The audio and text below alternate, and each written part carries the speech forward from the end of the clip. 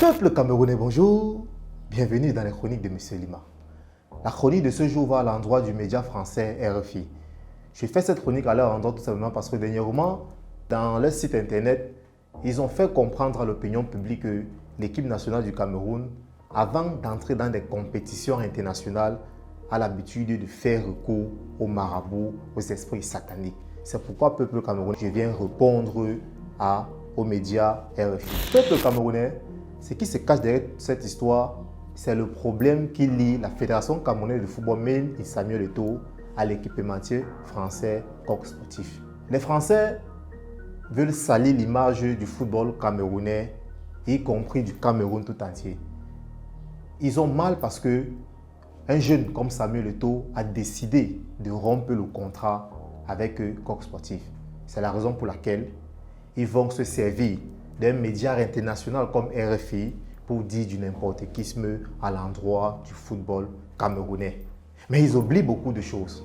Ils oublient que la seule nation qui a l'habitude de faire recours aux esprits sataniques, de faire recours à la magie africaine, de faire recours au vaudou béninois, c'est la France.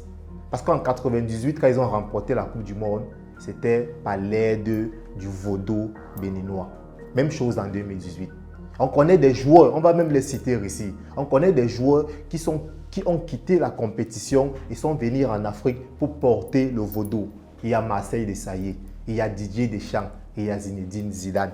C'est pourquoi vous allez voir, ce sont des meilleurs amis, Marseille Desailly et Didier Deschamps. Ce sont des gars qui ont porté la magie africaine pour aller participer à la Coupe du Monde en 1998. Même chose en 2018. Mais aujourd'hui, pour salir le Cameroun, parce qu'on a décidé de ne plus utiliser Coq Sportif comme notre équipementier, ils sont obligés de dire du n'importe quoi afin que l'opinion internationale puisse aussi écouter ces bêtises et traiter le Cameroun de faire recours à la magie. Ce que je vais encore dire aux Français, c'est que si l'Afrique n'existait pas, je ne suis pas sûr que la France allait remporter ces deux Coupes du Monde. Parce qu'en 1998, l'homme a tout fait. C'était Zidane, un Algérien. En 2018, il y a deux hommes qui ont porté haut les couleurs de la France. Un Guinéen, Paul Pogba, et un Camerounais, Kylian Mbappé. Ils ne voient pas tout ça. Ils se permettent de dire que le Cameroun a l'habitude de faire recours aux marabouts, a l'habitude de faire recours aux choses sataniques pour remporter les compétitions, ou bien pour participer à ces compétitions. Je vais encore vous dire que le Cameroun est une nation protégée par le Seigneur Jésus-Christ, l'unique et seul vrai Dieu. En 2017, nous sommes partis au Gabon. On était comme persona non grata. On avait les joueurs, aucun joueur de nom, mais on a remporté cette compétition. C'est la même chose qui va se passer au Qatar en 2022.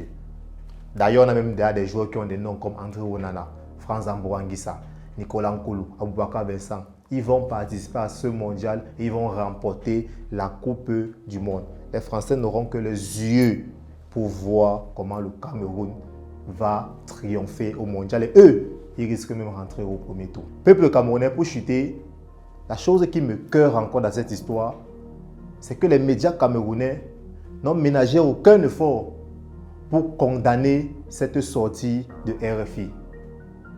D'autres ont même pris ça et fait leur affaire à la personne de Jean-Bruno Tagne, qui a confirmé ce que ce média a eu à dire. Il a dit entre autres qu'il y a certains joueurs qui sont même venus vers lui pour lui dire qu'il y a les joueurs qui pratiquent. Un Camerounais qui met le Cameroun à nu aux yeux du monde. C'est normal. C'est la raison pour laquelle on a l'habitude de dire que c'est le Camerounais qui tue son frère camerounais. Quittons dans ce système, peuple camerounais. Protégeons notre pays. C'est notre pays. Nos parents sont nés. Ils nous ont laissés. Nous-mêmes également, on va continuer le même travail que nos parents ont fait et nos enfants, nos petits-enfants vont venir terminer cela. C'était la chronique de M. Lima. Merci au peuple camerounais de m'avoir prêté une oreille attentive. Je vous reviens très prochainement avec beaucoup plus d'éléments qui vont favoriser le sport en général et le football en particulier au Cameroun. Bon début de semaine au peuple camerounais. Bon début de semaine à l'Afrique.